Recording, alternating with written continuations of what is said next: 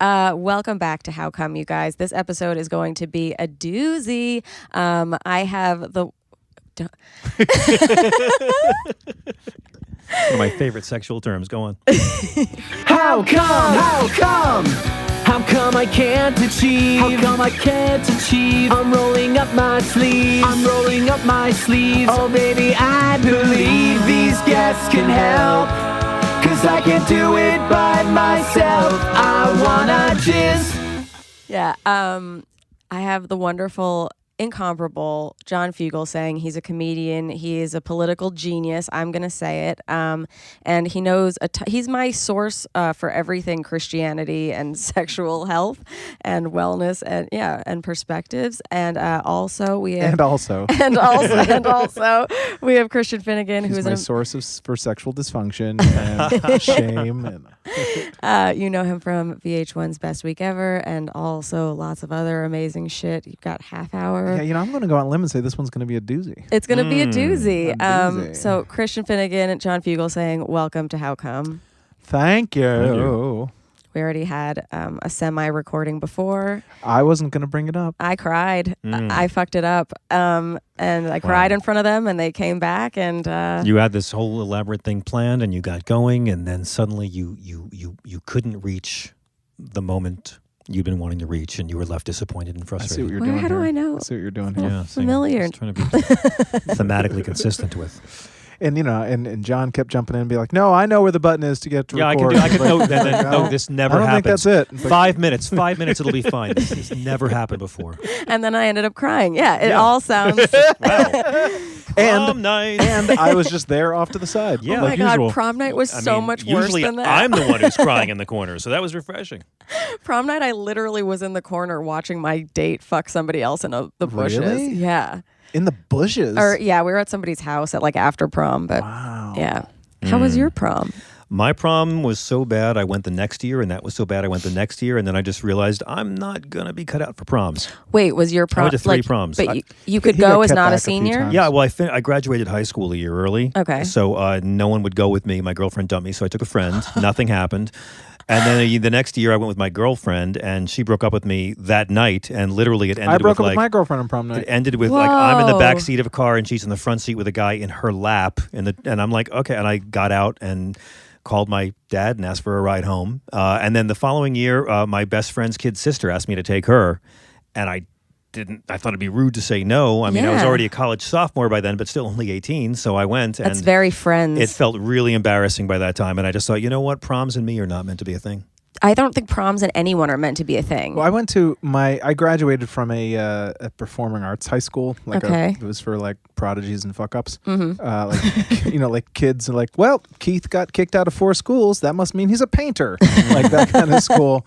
And so our prom was really weird and slapdash. What state was this In Massachusetts. Okay. But I think my prom, I was wearing, I went full thrift store. I had the big ruffly tuck shirt with a plaid jacket and shorts and a bowler, and a cane. I was that asshole. Nice. I was like, Mr. Were Quirk. you doing it ironically? You were, Oh yeah. Yeah. Okay. Well, okay. but it was stupid. Yeah. Sounds great. But I was dating a girl who was younger than me. I was a senior and she was a junior, and I didn't want to hang out with her. It was like prom night. I want to hang out with my friends or whatever, and she, I think, wanted it to be she was a ballet dancer, and they actually take the shit seriously. Yeah. Oh, I see. She had the prom dress and everything. Yeah. All my friends were dressed like idiots and stuff. I think as girls we're taught to take prom very seriously. Yeah, yeah. I felt like a big fucking failure for not having a date that was in love with me for prom, and B, a date that was gonna have sex. He had sex Wow. with someone else. I did that 3 years in a row, so I'm a triple Yeah. failure. Did you go to a Catholic school? No. Okay, just raised. My father had been principal in a Catholic school Okay. and did not want me to go to a Catholic school. Okay. Wow. Yes. Good salesmanship. No, he knew it wasn't going to be. He didn't want me getting that kind of religious education. Although at one point he did offer me to go. I was picked on so much. He offered me to send me to an all boys Catholic school, and I thought, you know what, I'll take the being pummeled in the locker instead. Thanks, Dad. Instead, he said, you can get out of high school early. I'm like, tell me more about this. He goes, you get all your credits in, you finish. So I moved to New York City the week I turned 17. Nice. Yeah, I missed my senior year. Did he make Wait, you? where are you from again? Long Island. Long Island. That's right. Did he make you go to church? Oh yeah, Every week? every week, every holy day. Okay. Yes, We used but to have mass in my living room. Not my living room, but my uncle was a priest. And so like on holidays, he would say mass in the living room, and my cousins and I would do the readings. And What is mass? You Wow. just get together and everyone says mass. no, That's exactly it. yeah. You put our hands in a circle and go 1, 2, 3, mass. Mass. Oh, your volume and your velocity. I'm mass. Yeah, I was baptized by the priest in my parents' living room. And we were very Catholic. We used to have open casket reunions in my family. But my dad also like didn't believe in the Pope. Okay. Opposed the Pope on everything. Like we were the most Christian family and the most politically liberal family, which made sense to me as a kid, and then it didn't make sense to me as a young person. And then when I got older, began actually reading the Bible. It made a lot of sense to me, but it still seems kind of insane in this world. But yeah, we were the only kids who went to church all the time, and prayers before meals and all that. But like my dad didn't make us do confession, and there was no, my dad was a big civil rights guy. He made me read Malcolm X, but very, very Catholic, and the most liberal at the same time, and sort of like Jesus. Yes. And he got picked on for it too. Explain how Jesus was like that, because you have a great. You want to go there already? I I thought we were going to talk about sexy stuff. Well, we can talk about. Okay, first How I was want to talk. Jesus in bed? How is Jesus in bed? The guy hangs out with 13 other guys all the time. I'm just saying. We're going to make Jesus great again, okay? Believe me. Did you ever like talk to God would you pray as a child? Yeah. Yeah, a lot. Did you ever think about him in the room when you were masturbating? No. Okay, because No, I thought about dead relatives. Sometimes just to get going. That's how I knew I was a voyeur at a young age. I thought about dead relatives watching me masturbate, and I thought they're not going to tell anybody. So go ahead. If this is what you're, if you you're don't going to care spend if they watch as long as they don't tell anyone. my grandpa's going to spend the afterlife watching me do this, he deserves exactly what he gets. That's true. And I'm sure he did it too. I have zero memory of what I thought about like those first crucial few months. I mean, I was just so ecstatic with the discovery. Yeah. I thought I was the only person who ever figured out how to do this. What was it? When was your first time? Do you remember? Like 6 weeks ago. Nice. That's nice. Yeah, that's great. I would have been, I guess, probably like 6th grade, 7th grade, something like that. But yeah, I had a sock roll that I went to town on. Wow. I will never understand how guys don't understand that their hand is right there. Like everyone comes up with these contraptions, and I'm like, you've got this. I think it felt just like weird or wrong to just use your hand. It felt somehow like a little removed from what you were doing. If I That's had sex very with fair. roll A lot of socks, girls. No, I literally just had an interview with a girl who was like, I don't like masturbating. Like, I don't like touching my clit. Like, it feels weird. And like, I used to think that too. And she's like, oh, but I'll hump a pillow all day. Yeah. Like, that's fine. It's just like the hand-on thing. So I get, I like it now that I understand it more from the guy's angle It too. it felt more overt, I guess. Yeah. It's like, I'm not masturbating. I'm just fucking a sock. I'm just fucking a sock. She loves it. I used to read those books, Are You There, God? It's Me, Margaret. Sure. And that's like, it has nothing to do with masturbating, but because she would talk to God, like anytime I was in bed, I would like I didn't know if God was real or not, but like I went to a Jewish school and they said Hashem was here. So I was like, I assume.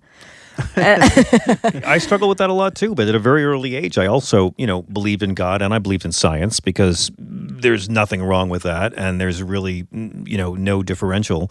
And I just thought, well, if God exists, He's the one who put this biological imperative in me and made me this way and made me want this way, and I'm not hurting anyone, and my need to do that was greater than my fear of hell. Yeah. And then I got older and read the Bible and realized, oh, fuck, I was right.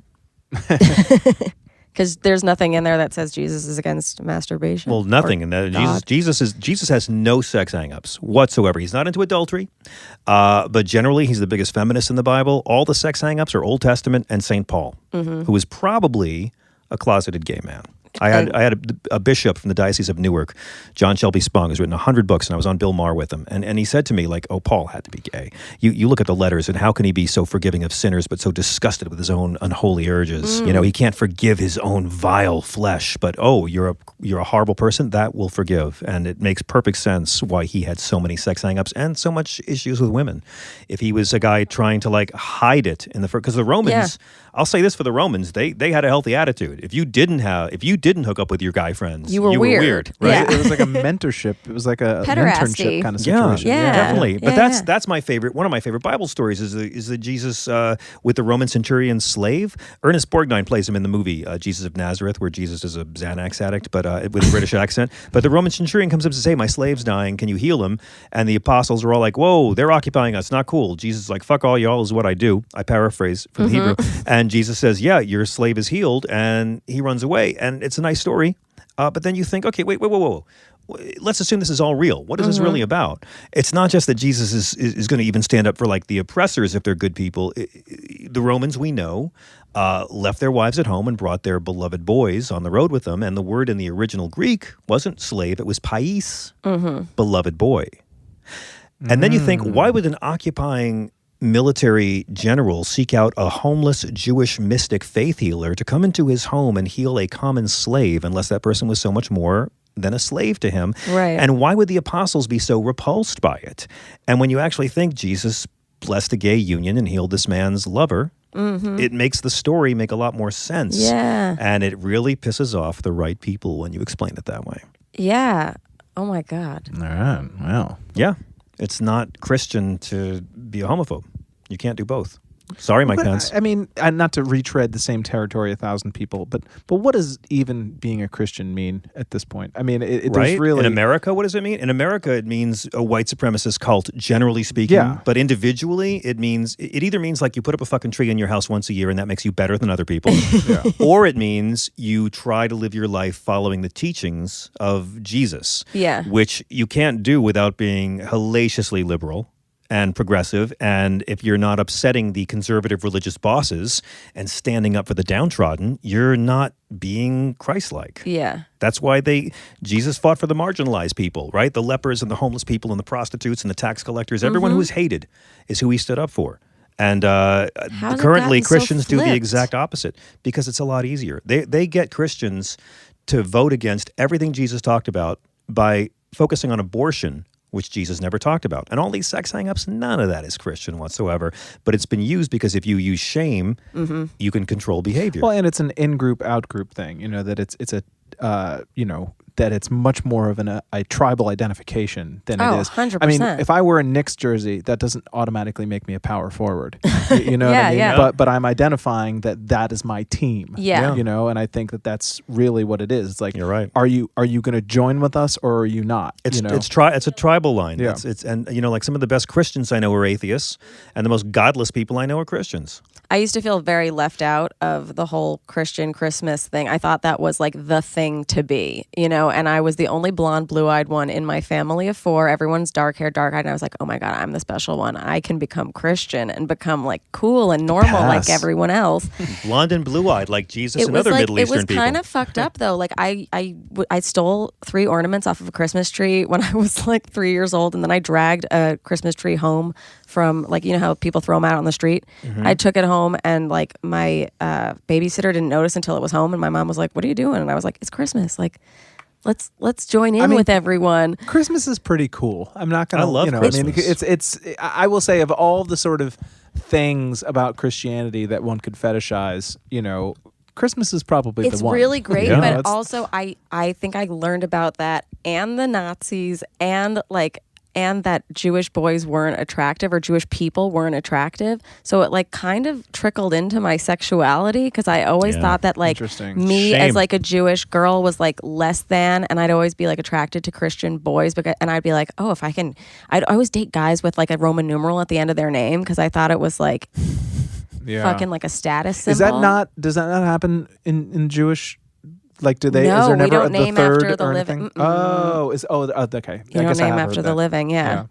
But I would be like, oh my God, my boyfriend's the 4th. And I just thought that was so cool. And I didn't realize until recently that I was pretty kind of a self-hating Jew, right? Shame is how you control people. And shame is the mother of most sexual dysfunction. But your parents didn't ever shame you about sex stuff. My parents were so steeped in shame. I mean, my mother was a nun, and for 16 years she was a nun. And my parents both took a vow. You knew this about me, didn't you? No. Oh my God. Well, my mom took a vow of celibacy. My dad was a Franciscan brother. He took a vow of celibacy. And I mean, my mother's stories of the convent, they sent her to Africa to work with lepers as a nurse in the jungles of Malawi. And it was all about breaking down the young woman and getting them to equate shame with humility. And that can be passed on. And I grew up thinking that the more I hated myself, the more God would find favor with me. Because I wasn't bullshitting myself thinking I was better than anybody else. I was going to be so hard on myself and not give myself any wiggle room for bullshit. Yeah. And God would like me more. Yeah. So I was both being a narcissist and a masochist at the same time. Yeah. Oh my God. I feel like everybody at home is probably listening and being like, oh my God, I'm okay. Oh, my therapist just bought his second boat. Let me tell you. It took me until at least 35 to hate myself that much. So I can tell. What were you doing the whole time? I was just aloof. Just having fun. Yeah, that's the problem. You know what? You hadn't been jacking off. That's what it was. But again, it's like Jesus didn't do this. It's religion. Like I like God. I identify with his mood swings. But it's religion. It's the unauthorized fan clubs that make us have all these hangups. I'm just keep getting distracted by the ugly politicians over your shoulder because we're recording at SiriusXM today. Because Do you want me to kill the monitor? No, it's fine. I'm just looking at fucking Trump and Pence and being reminded of the fact that men who have never given a woman an orgasm. It ties in very well with the very theme. well. But just think of that grunting face hovering I don't want to. Fuck. Ugh, it makes me so cringe. You girls like a good time, man. But the thing that is the worst is I've always known that this was coming, because I'm brilliant. But also the men in my life who were like, Roe v. Wade will never be overturned. You're a single issue voter. This is making me feel fucking insane. Fuck you guys. No, I will. I mean, I never would have said it'll never be overturned, but I certainly, on some level, on a subconscious level, thought, well, it won't get that bad. I will admit that. Yeah. I never thought we'd see a nationwide ban because my belief has always been as long as politicians have mistresses, abortion will be legal. Sure. That's a better joke than a philosophy because the reality is once it's overturned, like the minute they overturn Roe v. Wade, it will become illegal in 18 states that day. Oh, yeah. I mean, it's already impossible. There's 32 states will still have it, but they could do a nationwide ban on this, and these judges are all lying. Respecting precedent as a circuit court judge, now we're getting really hot. That's one thing. As a Supreme Court judge, it's a different ballgame, and they might do it. And the second it happens, I'm excited for Trump because there's a lot of ex-mistresses who kept receipts, and they will show up. And again, when 46% of the country don't show up to vote, we're going to have our ass kicked to get that complacency shaken away. Yeah. I had an abortion 2 years ago. And at that time, I felt fine. I was like, this is fine. Not like, oh, it's fine. It was a hard decision for me. I have always wanted to mother. I was with somebody that I liked, but I was like, not the right time. Have been partying a little too much. The baby might not benefit from this. I know, I can't support this kid right now. Can't do it. Cried. Got it taken care of, had a fortunately very lovely abortion. I got to do it with my private doctor, which a lot of women don't get to do. And which will probably continue for women with money. 100%. But I'd had really bad morning sickness the week leading up to it. And then once you get your abortion, it's gone. So I went downtown to help my friend work at a pop-up shop because she was doing it in town. And I was like, whatever, I have nothing else to do. I'll just help you, And my mom came down and she was like, how'd it go? And I was like, it's great. I'm mobile. You can see I'm helping with this shop. And she goes, well, don't say it so loud. You told your mom. Why? What? Well, oh, you're not Catholic. I told her from the outset. She knew it was happening. Yeah. She was going to help me pay for it because she wanted it to be done. But do you appreciate that that's a huge gradation, that there's so many people I do. once this happens that I could never tell their parents, more often than not for religious reasons. Yeah, no. But Your mom sounds I understand awesome. what you're saying about She the is don't say it out loud thing though. Because, Right. I mean, even and I think of myself as being very liberal. I hate the idea that you even have to feel like you have to give all these reasons why you did it. Do you know what I Right. mean? It's fuck that. Yeah, You know? no, but you do because immediately you feel judged. You feel like a fucking murderer, because people do make jokes. It's like, I mean, I even make jokes on stage. I had a baby. Well, it's dead now, but but it immediately is this jab at your character. And no one ever asks the guys how many girls have needed an abortion. Yeah. I have never been asked that question. Never. How many? No. I'm just kidding. Well, I mean, a lot of guys, it's very easy to be blissfully ignorant of that. I mean, I had a girlfriend who had an abortion, but we had been dating a long time, but I have no idea. I mean, I was pretty good. I mean, I came up in the AIDS hysteria days. And so, I mean, I was pretty condom ready. You know, I grew up in the age of no fucking bullshit. You wear a condom. Yeah. But, you know, it's entirely possible that a woman I had sex with has had an abortion. I just don't know that. I don't know. Right. There's no way I would But know. nobody judges the guy who's... Of course not. No, you know why? Because Why? the guys make the rules for the women. Right. And that's the whole thing. It's like, I'm not pro-abortion. I'm pro-men not getting to make that choice for a woman and her doctor. I'm glad you love government power so much that you think the state should be able to force a woman to bear her rapist child. I'm not that big government as you are. Well, there's also the sort of tertiary benefits of banning abortion is that if more women have to have babies, that's fewer women in the workforce. That's fewer women telling men how to act in the office. You know what I mean? It reestablishes male dominance Absolutely. in a corporate structure. You know, that it's there's nothing negative about it in their minds to, hey, less women in the fucking office. Yeah. You know. But again, like these guys, they'll never end abortion. They will only end the safe, regulated, legal kinds. Abortion's always been around. Abortion's in the Bible. Is it? God gives Moses gruesome and specific abortion tips for pregnant, unfaithful wives in Book of Numbers. God is the least pro-life character in the Bible. In Exodus, God makes it very plain that if you strike a pregnant woman and the baby dies, you pay a fine. But if you strike a pregnant woman and the woman dies, you die.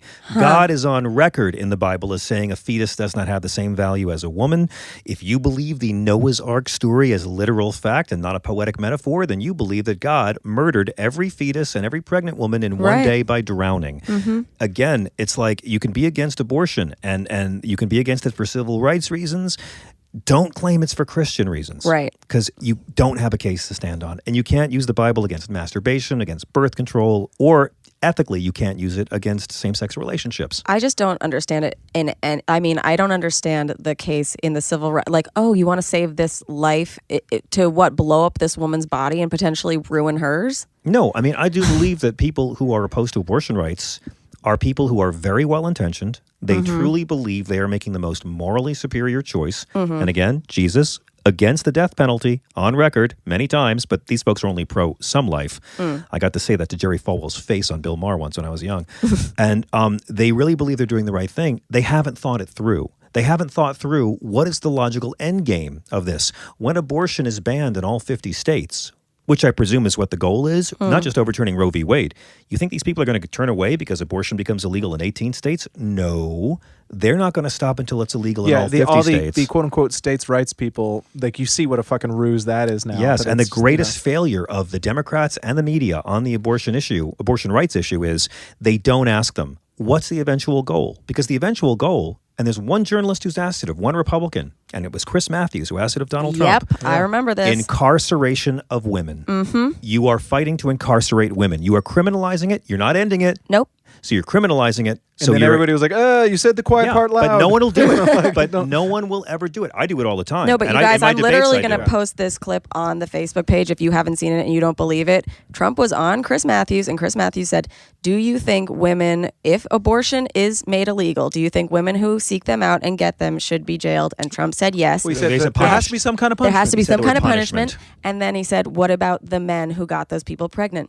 No. I also want to remind you that Nothing. Trump changed his story 3 times that day because a few hours later they said, well, he thinks doctors should be punished. And by that night they said Trump only supports what Ronald Reagan supported. So a complete cowardly pivot dodge. And he's because he had never considered the issue. You could tell it had never, when Chris Matthews posed him that question, you could tell it had never occurred to him. And yes, never but that's to a any beautiful of them. moment because then your actual thoughts come out and Yes, and that's why the media and journalists and Democrats are really at fault on this because they are not asking these people, what is your end game? Because I do it almost every day with folks, and they haven't thought it through. I'm like, do you want to jail the woman, the doctor, or both?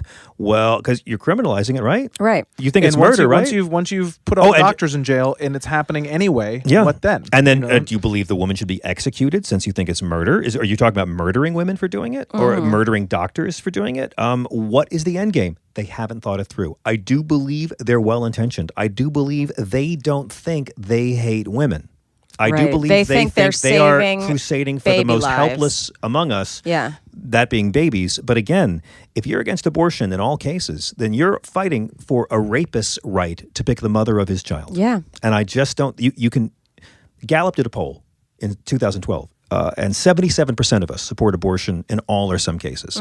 Only 43% of us call ourselves pro-choice.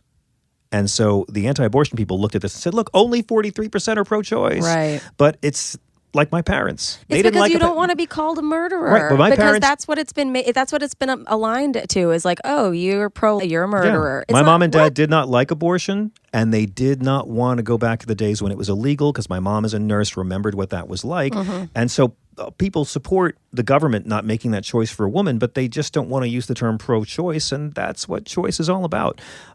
This is going to really, really wake up a lot of people and people who should have showed up to vote in 2016. But how can I vote for someone I only agree with on 75% of the issue?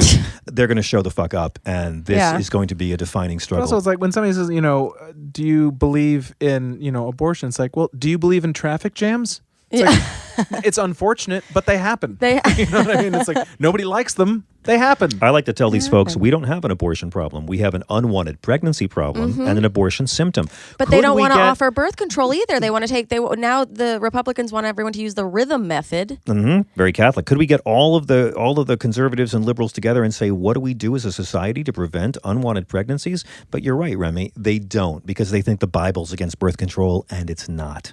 And the same Bible story. I don't think most of these people are Bible people. I think, like, if you wanted to solve the problem of babies getting born and then getting killed, give everyone fucking birth control when they start becoming sexually active. I think a lot of people think that it's okay that I'm racist and that I'm anti-labor, I'm anti-environment, I'm anti-education, because I am against abortion, which makes me a fucking good person no matter what else I do. You're right. It's a carte blanche to sort of, get out of hell free card, and it's something the Bible does not oppose. But they don't oppose birth control either, do they? No, the Bible is not against birth control. But the same story in the Bible, in Genesis, the story of Onan, was used for centuries to justify opposition to birth control, same-sex relationships, and recreational sex. Onan was the spilling your seed story, and it was used to say that any kind of non-procreative sex is against the will of God. That's not what it's about. It's about a guy who doesn't follow a direct order from God, and he's supposed to impregnate his dead brother's wife. He feels creepy about it, so he spills his seed at the last minute, and God strikes him down. It's a creepy story. Perils of pulling out, man. And that's the rhythm method. The first guy to try it, God kills him. And that's why you don't pull out. That's actually how I got pregnant. Fun fact. Don't pull out, guys. Use condoms, birth control. I have an IUD now. I fucking love it. Nice. I fucking love it. You can also tell how big your boyfriend's dick is, because if it pokes the IUD, you have to get it snipped, and you're like, nice. I mean, ostensibly, wouldn't you know that going in? Like, no, but like it's like instead of like having to take a ruler to it, you're like, right. oh, cool. I see. Nice. Pixar, it didn't happen? Pixar didn't. Okay, so wait. When did you ever ask your parents for any sex talks? Oh, good Lord, no. No. My dad tried when I was 16, and I didn't have the heart to tell him I had lost my virginity a year earlier with one of his students. What? Yeah. He tried to have the talk. I said, Dad, we're good. That was it. So, okay, the first time that you were doing it, how had you known what to do? Were you dating her? No. No. It was a friend. I kind of knew it. At age 14, I had a vision that I was going to lose my virginity before any girl ever went on a date with me. I just thought that's more likely, and that's what happened. Like, was it 0 to 60, or had you fooled around? It was the first woman I ever kissed, too. But that day? What? Or was it like... I kissed her, and then a few months later we did that. Yeah. Wow. Yeah, and she was a friend, and I kind of just knew it was going to happen, and it happened, and it was a horrible experience, and I never saw her again. If you want to know, what it means to be a teenage boy, when I officially lost my virginity the day before my 16th birthday, but about a year, like when I was like 14, almost 15, I was dating this girl, and we tried to have sex. And, she had never had sex before, and I don't think that she was expecting it to be painful or whatever. Right. And so we would try, and then she'd say no, and then we tried, and so we never ended up doing it. And the next day, I was riding bikes around my neighborhood with my friend, because that's the age you are. We're riding dirt bikes around the neighborhood. And he's like, so did you and Christina have sex? And I said, well, we tried, but I only got like a half an inch in. And he said, dude, that counts. Yeah. It's just like, it doesn't matter what the experience was. Like, did your penis enter the vagina? No, yes honestly, or no? it counted to me too. I had sex in a very like mechanical way, because I was with a friend too. Like, I liked him a little bit, but we'd been like kissing for like a year, and everybody was making fun of me because I wouldn't do anything with dicks and stuff. And then I was like, whatever. I'm so sick of everyone making fun of me. Let's bang. Went over to his house. We watched the OC. terrible time. But yeah, it was terrible. But I was still like, check, did it, not a virgin anymore. Yeah. Hands clean. I wanted to get over with. Yeah. Wait, can I hear about your horrible experience? Because we It's way too depressing for this show. Really? Trust me. Yeah, it's a sad story. Why? I don't know. It's sad. I mean, we're friends now on Facebook, and she's a happy lady and has a great life. Okay. Yeah, but Okay. it was pretty heavy. This cried. was the girl. This was Yeah. Okay. Yeah. I was 15. She was 18, and I lied and told her I'd done it before, and everything that could go wrong went wrong. Everything. You put in her butt. No, that didn't happen. Okay. He said wrong, not right. That's literally like the classic high school move when they'd like try and put it in your butt, and then you'd be like, "That's my butt," and they'd be like, "Oh, I had no idea." See, I think you came up at a different age than we did. Like, I mean, there was like anal sex when I was of that age was like this mythological thing that you heard about. Yeah. Like, it wasn't even something that occurred to me until I was in my probably, almost graduated college, I think. Okay. But yeah, but I think, by the time sort of you came up, how old are you now? I'm 28 now. Yeah, so you came up in like the Girls Gone Wild Yes. era. And I think, Weare18.com. yeah, anal sex was like way more That's foreplay. de rigueur. Yeah, it's on the menu for us. Yeah, Like butts are just on. Yeah, great. I gotta know what the story is. I'll ask you after. I have happy stories too, but yeah, it was not a good time. Do you remember the first time that it was actually fun? Yeah, because I knew after the first time that what I wanted the most was not to have more sex, but to get good at it. And by the time I was 16, I realized I was starting to get good at it, and then it became very important to me. And you always cared about if the woman was having a good time. I feel that for you. I'm a Virgo. I mean, if the woman Yeah. wasn't, if she wasn't having a lot of fun, I wasn't going to have any fun. Well, and I think that like I definitely was always worried about like coming quickly. Yeah. And I think that helps you become better It does. to women. If you care. Do you know what I Yeah. mean? Because it's like I'm gonna hold off until the very last minute because who knows how long this will last once we actually start having sex. But either you care or you don't, and a lot of guys Yeah. don't. Jackie the Joke Man has a great joke.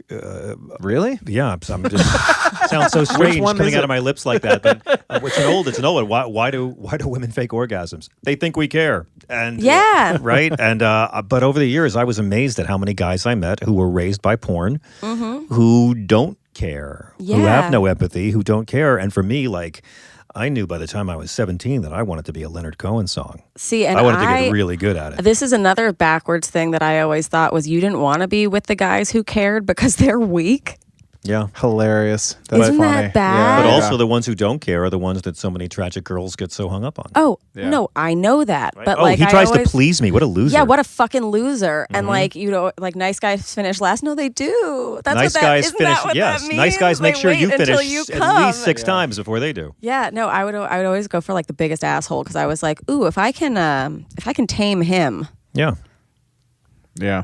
why don't you just pick like the little sensitive guy who's already writing you poetry in the corner? The thing is, though, and I don't want to speak for John or whatever, but I think for me, I've probably been both, depending on the woman. Do you know what I mean? Like, because sometimes you do get involved with somebody and you're just maybe not as into them as Right. you'd like to be. And Sure. it's not that I wouldn't care about whether they had an orgasm or not, but just in general, I was Yeah. probably diffident and aloof. I had that in college. because, Oh, wait, you I know- don't think I want her to fall in love with me and my astonishing technique. I better. Yeah, Better be but I mean, worse. More just not necessarily just pure sexuality, but just romance wise. Yeah. You know, I mean, I'd like to think of myself as being sort of a caring guy who's, whatnot, but I can think of at least 3 or 4 women, in my 20s where it's like, man, I was a shit. No, Like, me too. No, I was a Yeah. terrible boyfriend. I'll just kind of be distant until she gets sick of me and breaks up Oh with my- me, like that, That's the literally the Yeah, I know. move. But again, men aren't encouraged to learn how to communicate, Yeah. right? Like that's weakness. So it happens all the time. And I was always afraid of breaking up with a woman because of like what might happen. Oh, I can't be the like, bad oh my guy. God, she's gonna Can't be the bad guy. I can't be Yeah. the bad guy. And what if she explodes on me? Or and again, Yeah. this is probably more family shit than anything. But it's just like, yeah.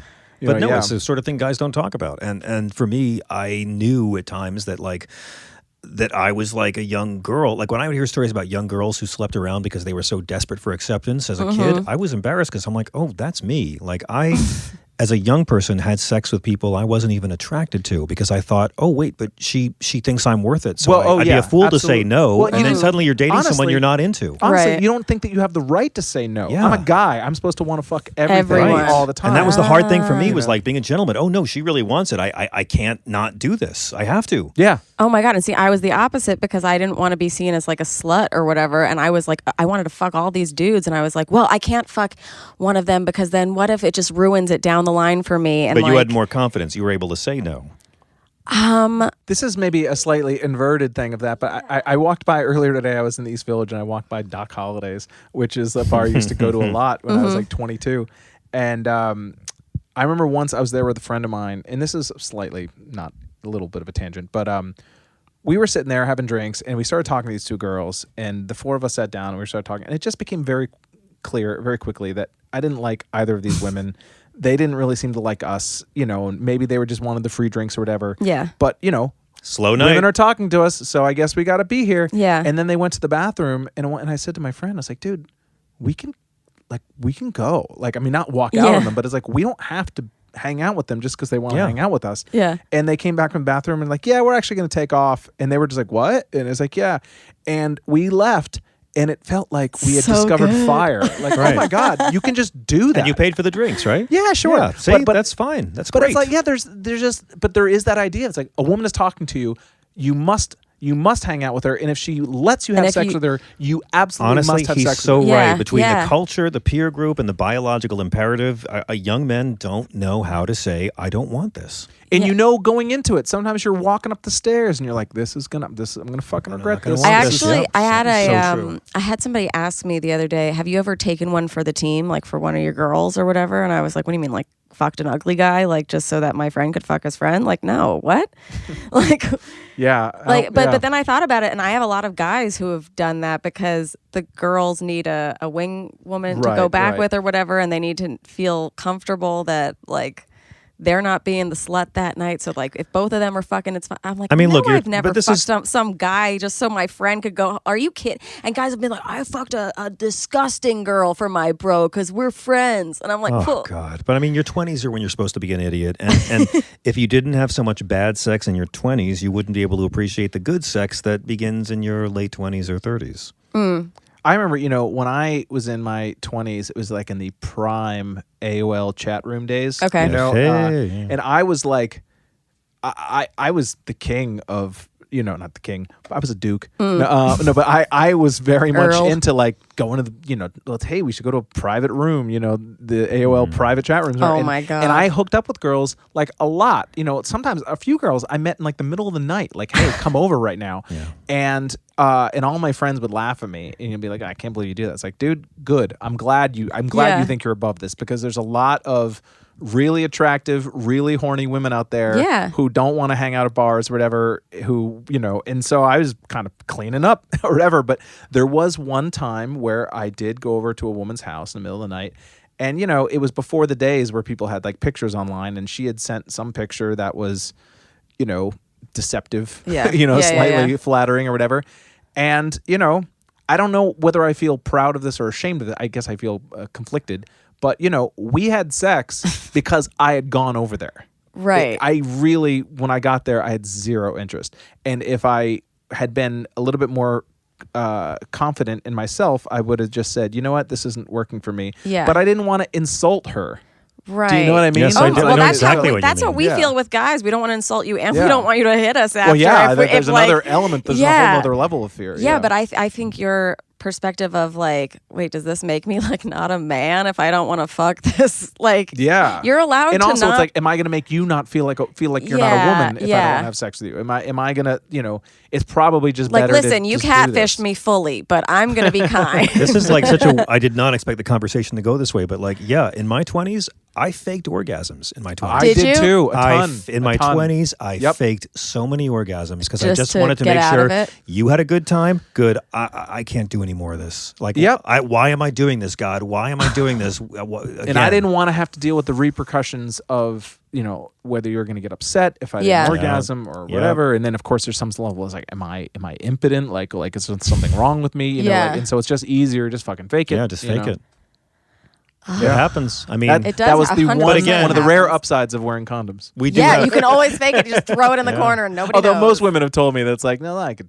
We can we see. might have too much empathy for our own good. Yeah. You have to like teeter to the bathroom, like pour some Lubriderm in it. And you're like, look, and throw it at the bed. Like one of those things you throw at the window and they crawl Yeah. down. Those little sticky. What was? Oh, you know what I used to do in chat rooms because I was like, I think like 8? like 8 or 9 Yeah, or yeah. like 9 through 11. I would go into gay chat rooms with my friend Brianna, and we'd pretend to be like a big dicked guy, and we would cyber with gay guys, and we loved it. And I don't know. I think it was like, now looking back on it, like I'm just like, oh, it was like at the time we were just like, oh, we're being so funny. But I think I was always such like a horny kid, but I just thought it would be like gross to do it as a girl. Right. But as a right. gay guy, like you're- you can be as raunch as you want, even if you're actually a Because 9-year-old there's that girl. comedic, there's that ironic distance to it. And Yeah. so, yeah. You know what? I think that's great. You're balancing out karmically a culture where there's millions of men pretending to be women online every day. So thank you for that. Well, Yeah. my wife, I guess I can say this. When I met my wife, she was living with a boyfriend who she had moved to New York to live with. They both worked at this like summer resort, the Cuervo Nation. It was like this weird thing that Cuervo Tequila used to run. They were like party starters. Like they'd get people drinking at this Cuervo thing. Nice. And then they started dating, and he lived in Queens. And so she moved to New York to live with him. And like a few weeks after she moved in with him, she found out that he'd been going into chat rooms and posing as like a teenage girl and like having like cyber sex. And now she's just completely fucking uprooted her life. And now she lives with this guy. And so it's like, you know, they were dating in the sense, you know how it is in New York where it's like, we're on the lease. So Yeah. I'm going to live here even though we're not together anymore or whatever. But yeah, I mean, there's a lot of dudes who I guess yeah. That's wild. I was the other man a lot, like a ton. I was the other woman a lot. Yeah, I think that's maybe one of the things that when I started dating my wife, that was one of the things, is she had a boyfriend. I didn't know any of this weird chat room stuff. Yeah. I just knew that she lived with her boyfriend. And I guess on some level that made me feel kind Exciting. of like, yeah. That's so interesting though, because I saw a lot of kids like young shit coming up for me, like early age stuff. But there was always this thing about being in competition with another person where it just takes the pressure off of the person you're actually hooking up with. And you just make it about competing with this other person. Like, am I better than her? Am I prettier than her? Do I have more friends than her? Do I have more likes on Facebook? Like, To me, I just felt like it made me seem more interesting than maybe I actually am. Do you know what I mean? It made me feel dangerous and you know, kind of like, I loved the idea of being someone's kind of mistake. yeah. Like, you know. Yeah. No, now the only, I would never cheat, but I thought it was so cool because cheating to me is the worst thing you could do. Yeah. So I thought, oh my God, I'm making this person do this thing that like Hilarious. is so bad. Like I must be so hot because I would never cheat, you know? What's worse, cheating for selfish reasons or hurting someone for malicious reasons? Wait, what? Like if you, You know, it's funny. what if you because people say deliberately- "wait, what" as a joke all the time, but that was like totally "wait, what." Wait, what? like what's worse, cheating on someone because you have whatever selfish reason you have for self-gratification or deliberately, maliciously hurting someone? Usually when people cheat, they're trying not to hurt someone, right? I mean, this is something I've wondered since the whole Bill Clinton thing. Like, what's worse, bad-mouthing your partner and smearing them behind their back, or saying deliberately hurtful things to them to make them feel bad, or discreetly cheating on them? I don't have an answer for it. I think it depends on the partner, honestly. Like what Probably would does. hurt them more. But to me, I think cheating is the worst. And so for that reason, I love God and Jesus because we can all agree that adultery is bad. That's Jesus' whole thing. Yeah. That's it. That's the only real sex hang up he has. He's not a fan of adultery. Yeah. Do not covet thy neighbor's wife. Well, that was the first guy. But No keys in the Sorry. bowl for Whatever. Jesus. That's my guy. What's up, Hashem? Jesus says in Matthew 19, the verse that the fake Christians use to say against gay marriage, Jesus says, if you divorce your wife for any reason other than she committed adultery, then you're an adulterer and you've made her an adulterer. So because the old Moses laws was you got tired of your wife, you no longer delight in her, you can kick her to the curb. Matthew 19 is Jesus overturning yet another Old Testament law and laying down a new law out of feminist reasons. Because back then, a divorce was like a death sentence for women. Yeah. Nowadays, being trapped in a unhealthy marriage is a death sentence. Yeah. Times have evolved. But this is the verse they always use to say that gay marriage is wrong, Matthew 19, because he says male and female, he made them. In reality, if you believe that, you voted for a fucking guy who has cheated on every wife he's had, 2 of them publicly. It's actually funny because the last time that we tried this recording, Ireland had a major referendum where now they can vote whether abortions will be legal or not, and they said yay. And we were talking about we're behind Ireland. Yeah, we're behind Ireland now. But also we were saying the fact that is shocking is because only in 1991 they made divorce. Legal in Ireland. So Mother Teresa, God bless her, while she was dying, she traveled to Ireland to argue against lifting the ban on divorce. Again, it's like, I don't think there's any merit in that. I think keeping women trapped in an unhealthy relationship is a sin, is evil. And but again, these people, when you let your dogma, your fan club rule book become more important than basic human empathy and love, then you don't belong to any religion. You belong to a suicidal cult. Yeah, totally. I think Suicidal Cult is a great place to band. end on in this episode. This has been so much fun. I have to ask you guys, as a courteous host at the end of a sexual experience, John, did you finish? Oh, yeah. All over the console. Okay, amazing. Christian? I actually didn't. Okay, there we go. Yeah. Okay, he faked it. He faked it. I knew it. And there it goes on the wall. I thought I was the only guy who faked orgasms in his 20s, so Christian makes me feel very validated. That's what this podcast is about. Can you remind everyone where they can find you, Christian Finnegan? You can find me at Blimpie on 6th that. No. You can, I was like, I don't know if Blimpie exists anymore. It's one of my favorite shitty New York references back in the day. Nobody beats the Wiz. And I can be found on Twitter at Christ Finnegan. And that's pretty much it. I hate everything else. Okay, I hate Twitter too, but I'm on it. Yeah.